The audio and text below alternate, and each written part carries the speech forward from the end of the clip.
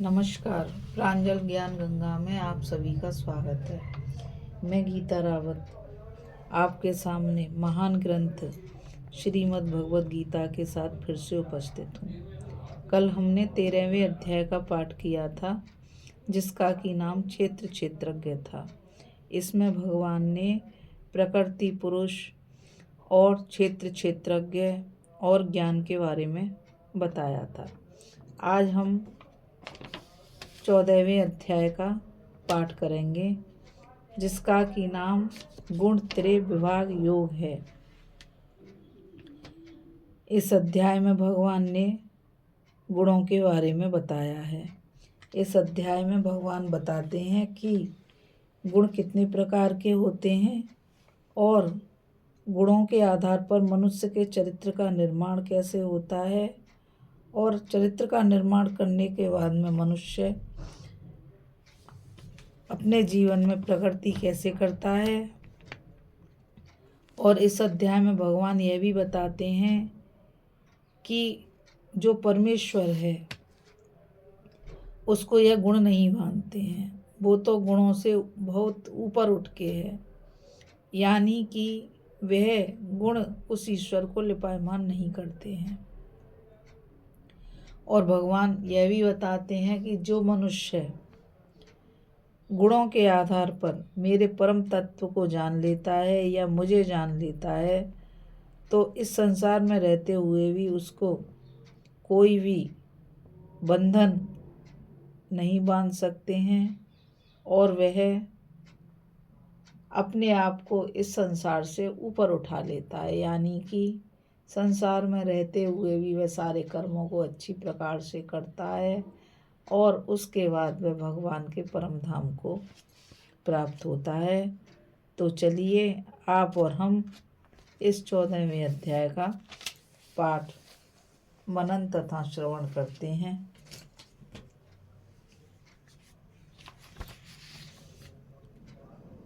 ओम श्री परमात्मने नमः। 14वां अध्याय।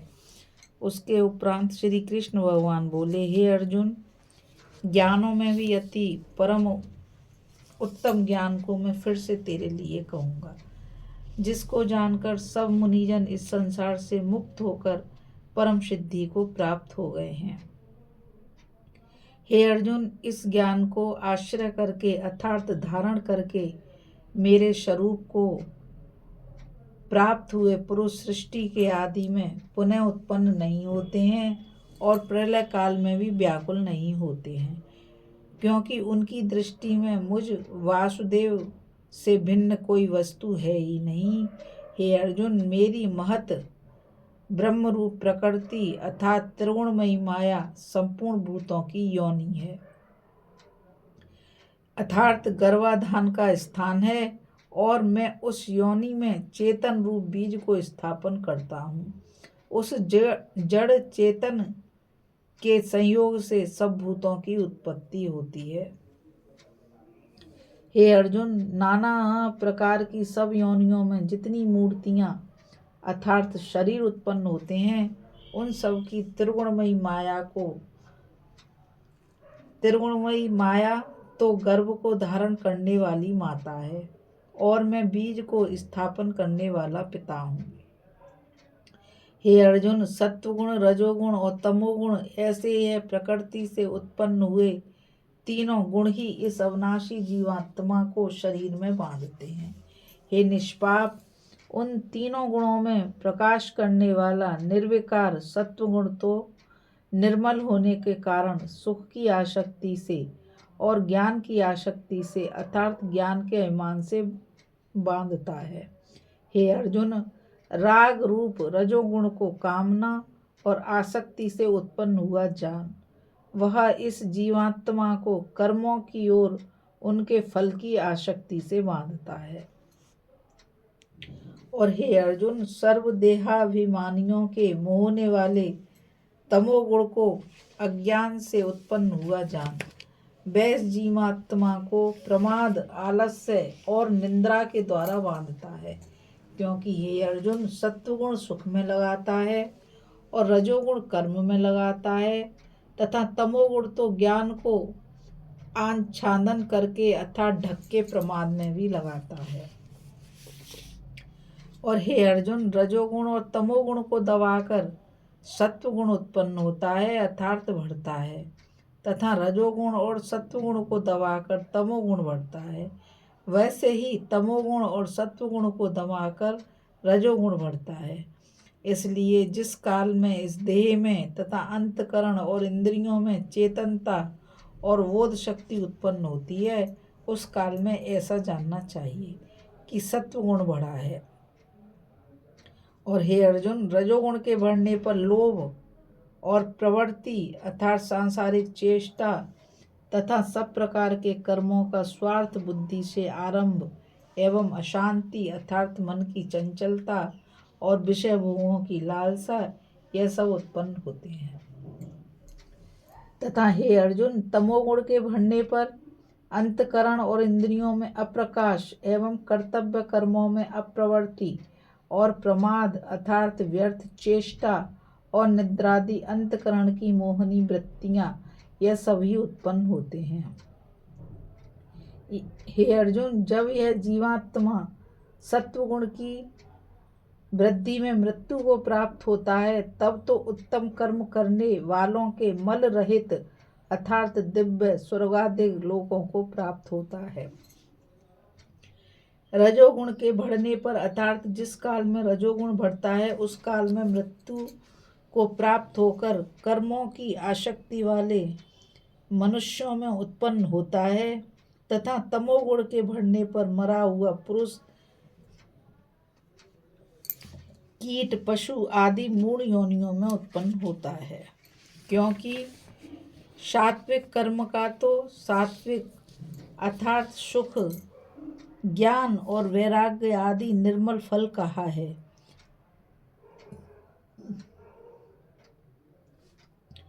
और राजस कर्म का फल दुख एवं तामस कर्म का फल अज्ञान कहा है। सत्वगुण से ज्ञान उत्पन्न होता है और रजोगुण से निस्संदेह लोभ उत्पन्न होता है, तथा तमोगुण से प्रमाद और मोह उत्पन्न होते हैं और अज्ञान भी होता है। इसलिए सत्वगुण में स्थित हुए पुरुष स्वर्ग आदि उच्च लोकों को जाते हैं, और रजोगुण में स्थित राजस पुरुष मध्य में अर्थात मनुष्य लोक में ही रहते हैं।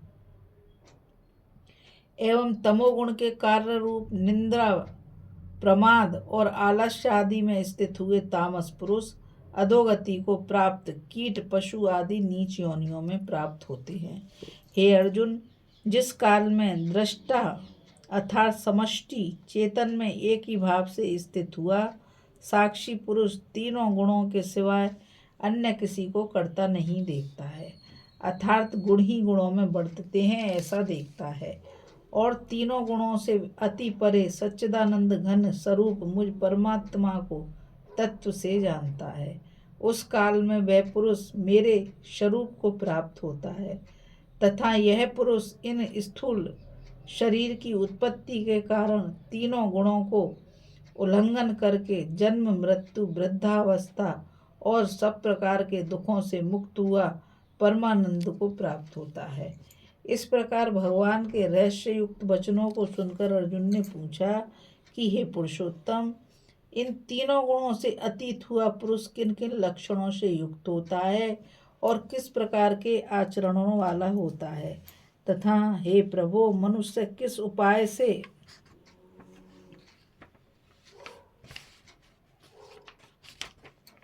इन तीनों गुणों से अतीत होता है।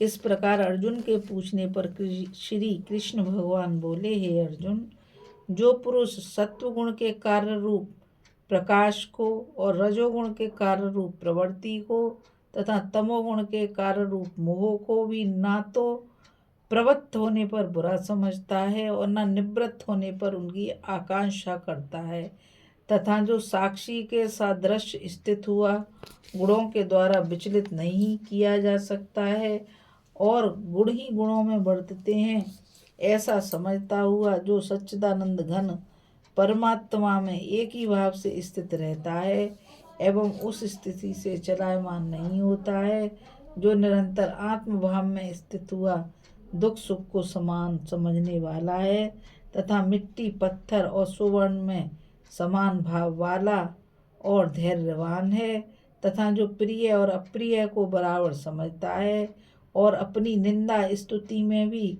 समान भाव वाला है तथा जो मान और अपमान में सम है एवं मित्र और बैरी के पक्ष में भी सम है, वह संपूर्ण आरंभों में कर्तापन के अभिमान से रहित हुआ पुरुष गुणातीत कहा जाता है। और जो पुरुष अव्यभिचारी भक्ति रूप योग के द्वारा मेरे को निरंतर भजता है, वह इन तीनों गुणों को अच्छी प्रकार उल्लंघन करके सच्चिदानंद घन ब्रह्म में एक ही भाव होने के लिए योग्य होता है। हे अर्जुन, उस अविनाशी पर ब्रह्म का और अमृत का तथा नित्य धर्म का और अखंड एक रस आनंद का मैं ही आश्रय हूँ। अर्थात उपर्युक्त ब्रह्म, अमृत, अव्यय और शाश्वत धर्म तथा एकांतिक सुख, यह सब मेरे ही नाम है। इसलिए इनका मैं परम आश्रय हूँ। इति श्रीमद् भगवद गीता रूपी उपनिषद एवं ब्रह्म विद्या तथा योग शास्त्र विषयक श्री कृष्ण और अर्जुन के संवाद में गुण त्रय विभाग योग नामक 14वां अध्याय समाप्तम। बोलो श्री कृष्ण भगवान की जय। बोलो श्री संत अर्जुन की जय। अभी हमने 14वें अध्याय का पाठ किया था और इसमें भगवान ने अपनी अखंड सत्ता के बारे में बताया और भगवान ने यह भी बताया कि मनुष्य के कौन कौन से गुण हैं और कौन कौन से कर्म हैं। उन गुण तथा कर्मों को अच्छी प्रकार करता हुआ वह किसी भी परिस्थिति में चलायमान नहीं होता है और मुझ पर ब्रह्म में ही तल्लीन रहता है, वो मेरा परम भक्त है। अब हम 15वें अध्याय का पाठ करेंगे। 15वें अध्याय में भगवान अपने भक्त को कौन सा ज्ञान प्रदान करते हैं, उस ज्ञान को हम सभी मिलकर श्रवण करेंगे तथा उसमें से भगवान के वचनों में से सीखने की कोशिश करेंगे। तो राधे राधे, जय श्री कृष्णा। अब मैं आप सब से यही कहना चाहूँगी कि आप सब इस चैनल को लाइक, शेयर और सब्सक्राइब करें ताकि यह कथा अधिक से अधिक लोगों तक पहुँचे। नमस्कार। जय श्री कृष्ण।